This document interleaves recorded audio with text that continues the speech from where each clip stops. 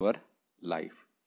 Okay, so usually we write optimization problem as minimize f of x, x coming from the set S, or maximize f of x,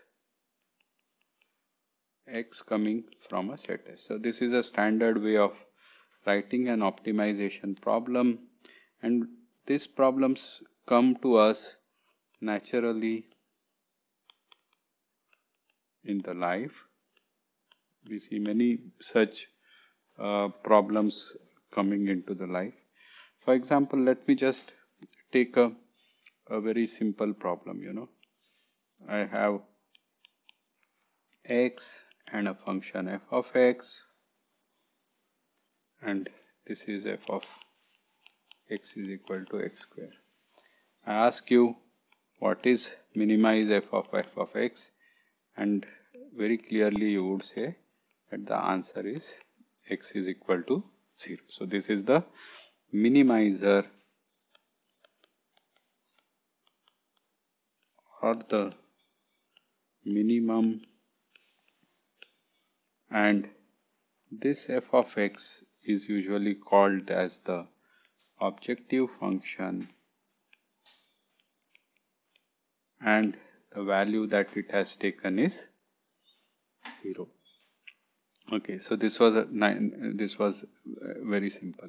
Let's look at some other problems. For example, let's take the problem of that you have to travel from point A to point B, and you are going to travel by either a walk, or you are going to bike, or you are going to use a car. Now suppose you are going to walk, then your objective would be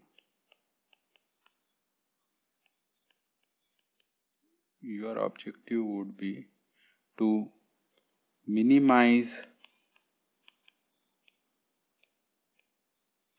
effort. So suppose this terrain is on this terrain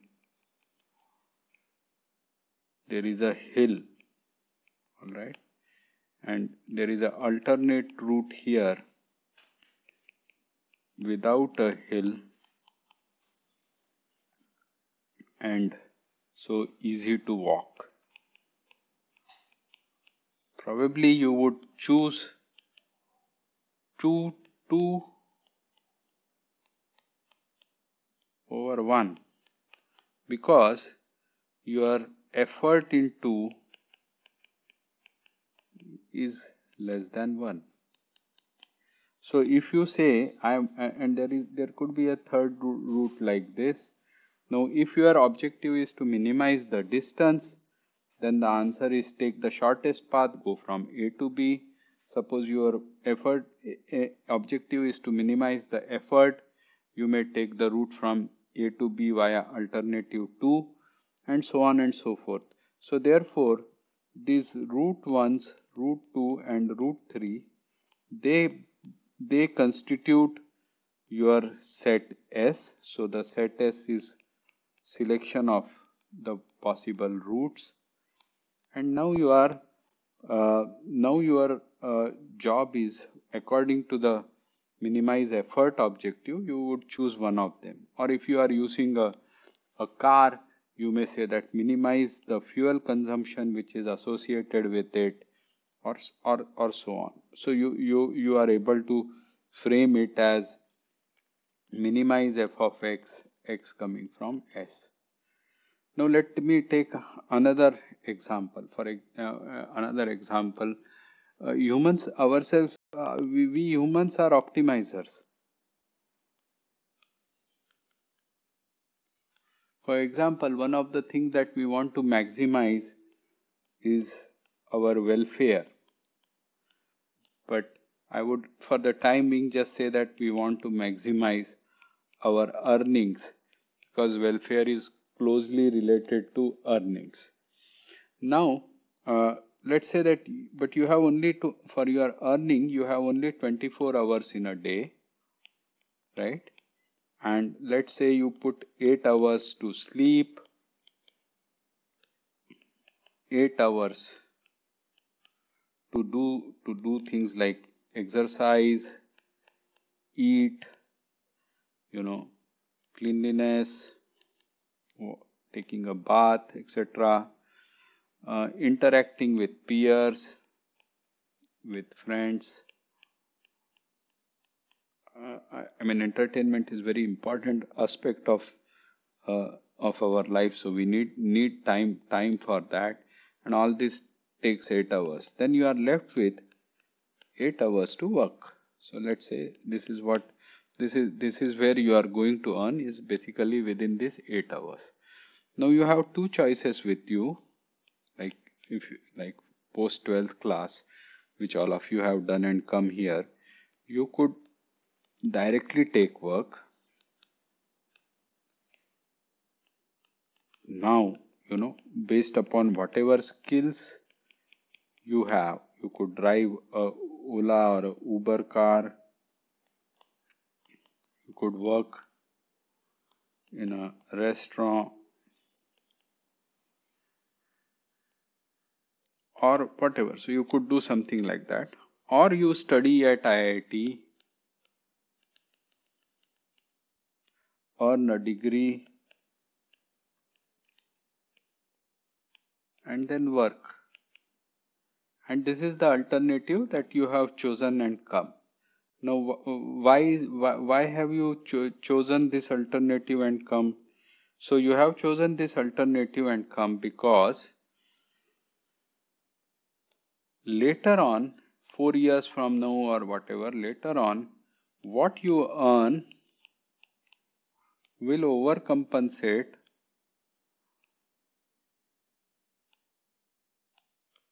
for working with the limited amount of skills, which is my option A. So now you see that even though your optimization problem is maximization of your earnings, you are formulating this problem over a long horizon.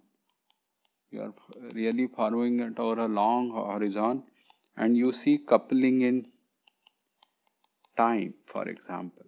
So optimization problems now become bit more difficult, and in fact, since you don't know so much about the future, you also need to model uncertainty, but we will not get into that right now. Now let me take another nice simple problem, okay, that of a restaurant owner. Let's look at his problem. Like you have a restaurant, and let's say today morning he has, when he looks at his storeroom, he has 10 kgs of wheat, 5 liters of milk, 1 kg of potato. This is the list of his raw material.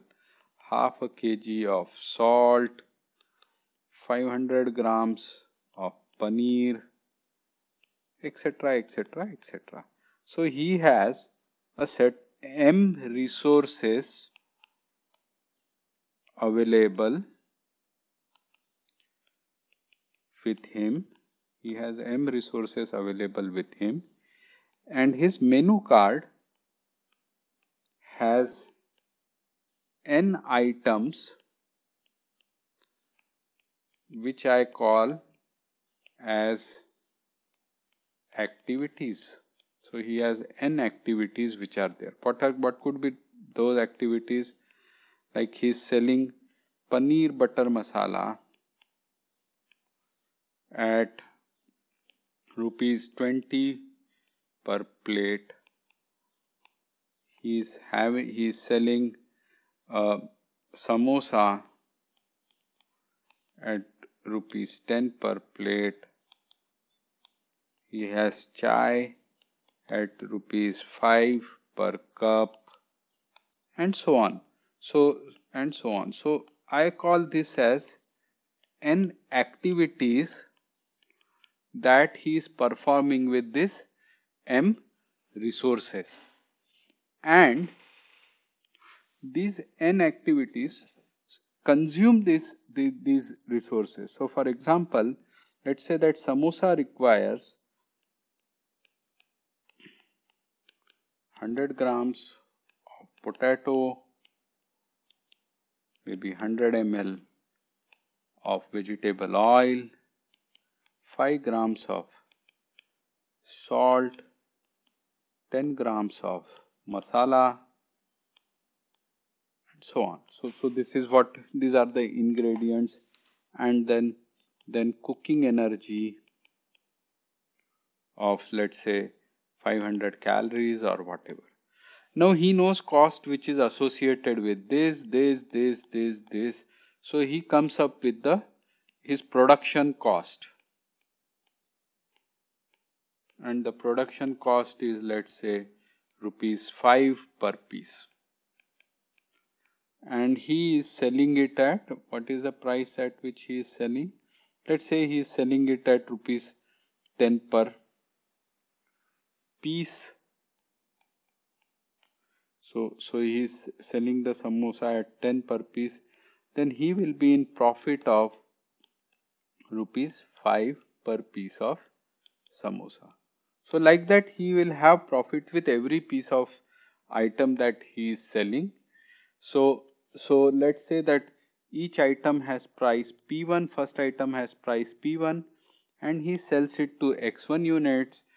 Second, I'm sorry, first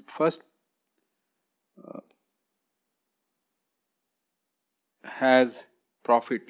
Let us say that profit associated with his first samosa is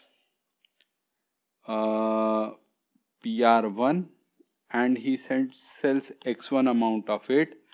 Profit associated with his second quantity item is PR2, he sells X2 amount of it, and so on up to the last item, nth item, is the PRN into XN.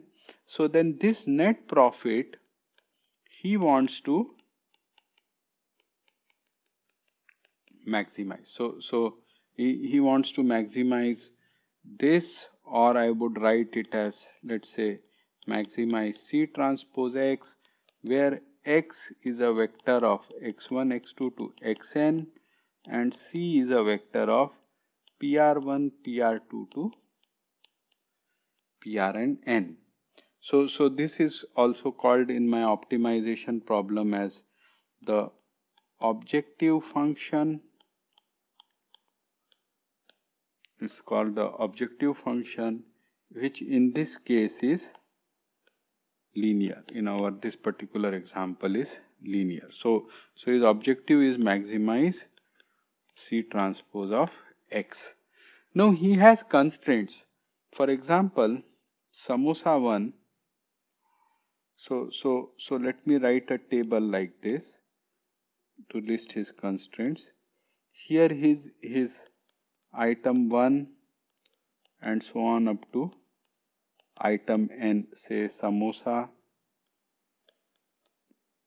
all the way up to this, the item is T. Now let's say the first thing here, the resource is potato, and so on up to the last resource is milk. Okay, now this is what it is. Now a unit activity of samosa is using 100 grams of potato, let's say.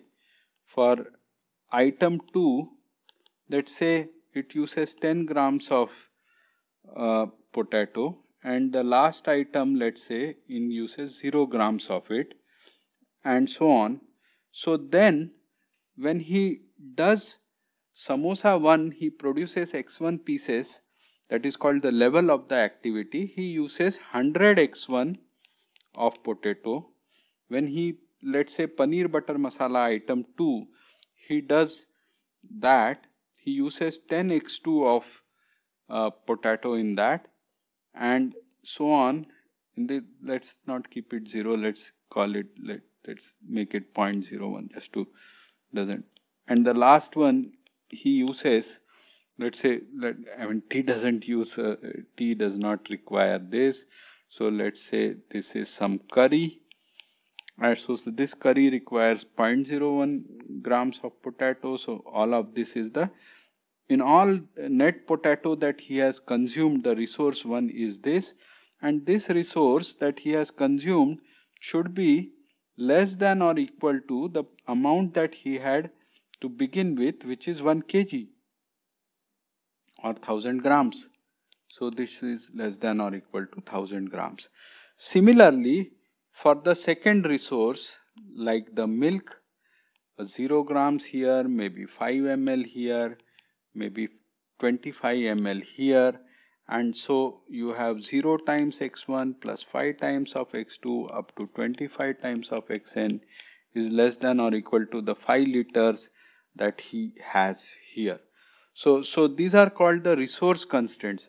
The net resource potato required in all this activity should be less than or equal to the resource that he had. The net milk that he consumed in all these activities, doing it at different levels at x1, x2 and xn, should be less than or equal to the, and so on. So this is what you are having here, and in the, it's easy to see that this can be put in a nice simple matrix form, x1 x2 up to xn. So 10 times of x1 plus 100 times of x1 plus 10 times of x2 and so on is less than or equal to 100, and so on and so forth, and so up to the last element. So what did you see?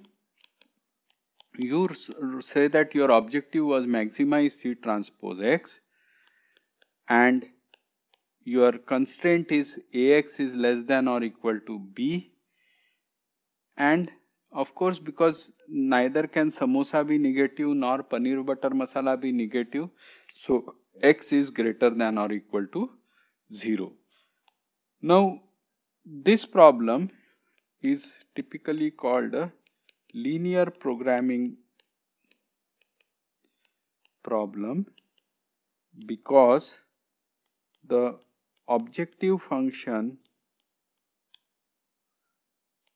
is linear and constraints are also linear. See, optimization makes sense only when you have multiple number of solutions. So he can do many things here. He need not consume all the resources also. But different alternatives will give you finally at the end of the day, when he counts his profit, different amount of profit will come, and he is trying to maximize that profit. And I have also made an assumption here that his consumers or his society is so starved that whatever he makes, uh, that will be consumed. So uh, whatever he makes, that will be consumed. That is what I have assumed. Does that make sense to you? That's a kind of a simplifying assumption, but we will work with it for now. Okay.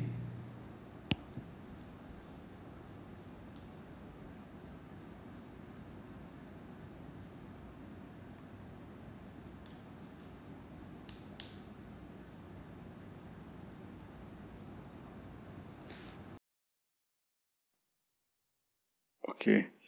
Now let me take in this problem, this is a linear programming problem that I described to you.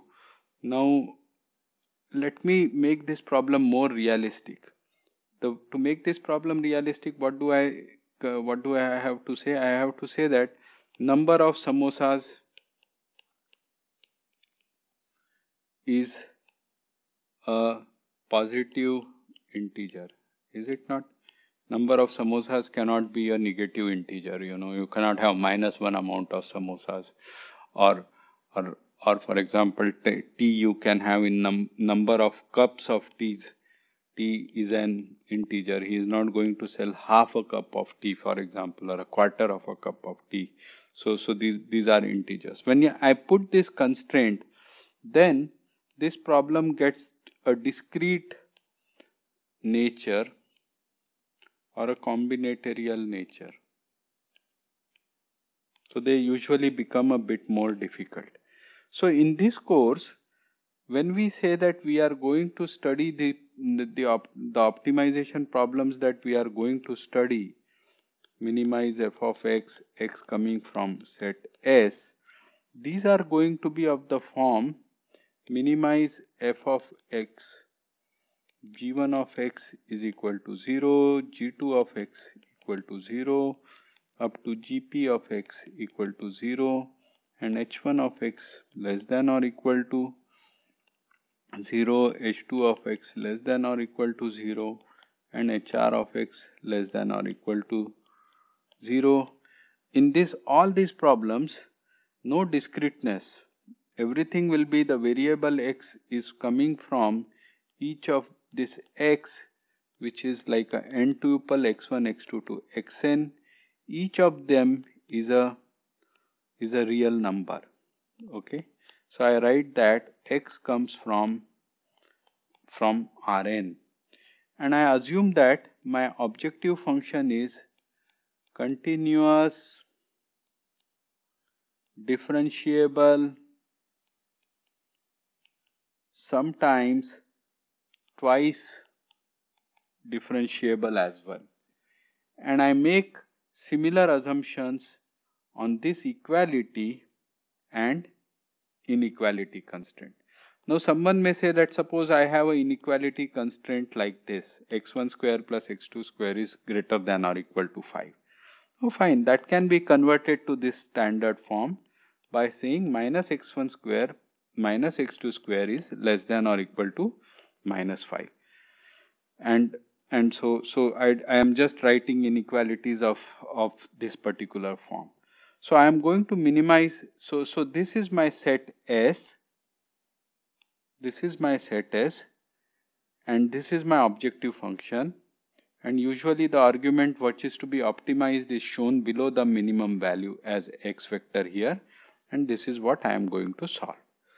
Now if I get a solution to it, actually what I am saying here is I am getting a global minimum.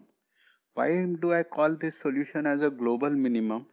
Because the solution fx star that I am getting will be less than or equal to all the f of x for x coming from the set S.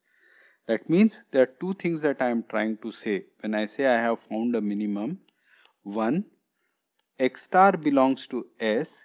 This is stated as being feasible. It's a feasible alternative. So any solution which you claim as optimal has to be feasible. So it is feasible, and among all feasible solutions, among all feasible solutions, this one gives you the least objective function value, sometimes also referred as the least cost, and therefore global. Usually global optimization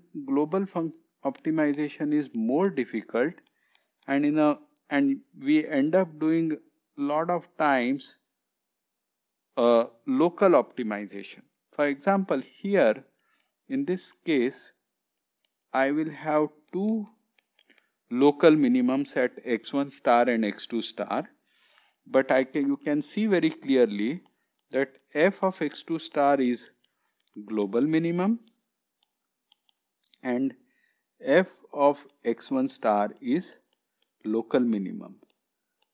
So the point which I am trying to make is that local minimum is only in a neighborhood.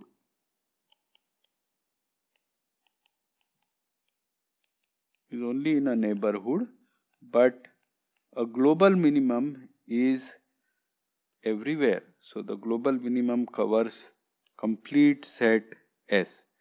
Since most of the time we are restricted by our maths would be such that especially when we are dealing with differentiable functions, what it means is that our maths is going to revolve around linearization by Taylor series and so on. So therefore the answers that we are going to form or give in terms of something being minimum is a local minimum. So most of this course you would find that we are going to learn techniques, methods, conditions of optimality related to local minimum. But sometimes, like for example in a linear programming problem or a convex programming problem, if you give the structure of the problem is such that if you give a even if you find a local minimum, it will turn out to be also a global minimum. So those convex problems and linear programming problems which enjoy this nice property, we will also see that. Also important to note is that you can have multiple local minimums at the same cost also. So like here on this horizontal stretch here that I have marked, they all give you same f of x of star, same cost, but multiple x stars are possible with same cost. I usually use the word terminology that they are possible with same cost. So there is the question of also uniqueness of the minimizer. This is also an important thing, because if there are multiple solutions, then you may have another criteria to choose one among them. I think we will stop here for today and take some further examples in the next class. Thank you.